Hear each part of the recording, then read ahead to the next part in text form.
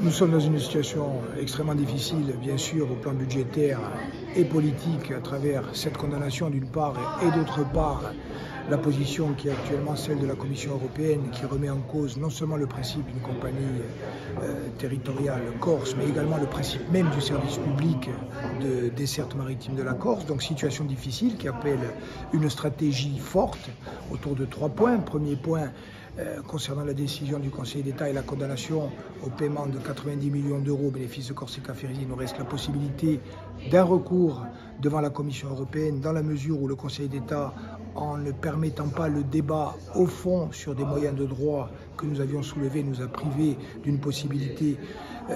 de faire avancer nos demandes. Donc nous allons probablement engager ce recours, même si nous avons conscience qu'il est long et sans doute aléatoire. Premier point. Deuxième point, et c'est l'essentiel, c'est de rappeler que cette condamnation nous semble, dans son quantum, dans son volume, tout à fait excessive et ne correspond à l'évidence pas à la réalité du préjudice qui a été subi par la Corsica Ferries du fait du service complémentaire qui avait été mis en place entre 2007 et 2013. Je rappelle que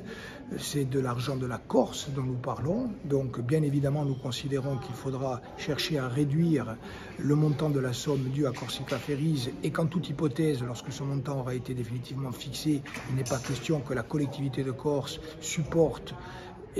seule le poids du versement des sommes à intervenir, puisque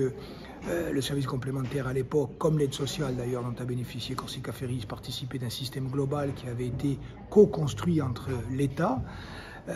la collectivité territoriale de l'époque, en 2007-2013, et également les opérateurs économiques, la SNCM bien sûr, mais également la Méridionale et Corsica Ferries. Donc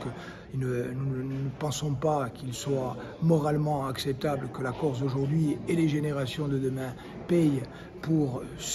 les conséquences dommageables de choix faits à l'époque qui ont été des mauvais choix. Troisième et dernier point, je l'ai dit, aujourd'hui il y a un problème sur la vision même d'un principe de service public et de desserte maritime de la Corse. Nous sommes favorables à une compagnie territoriale corse dans laquelle la collectivité de Corse puisse impulser les grands axes de la politique de desserte en partenariat avec des opérateurs spécialistes du transport. Mais au-delà de ce choix qui a été validé par l'Assemblée de Corse, ce qui est remis en cause aujourd'hui par la Commission européenne sans que le gouvernement pour l'instant ne combatte avec nous cette position, c'est le principe même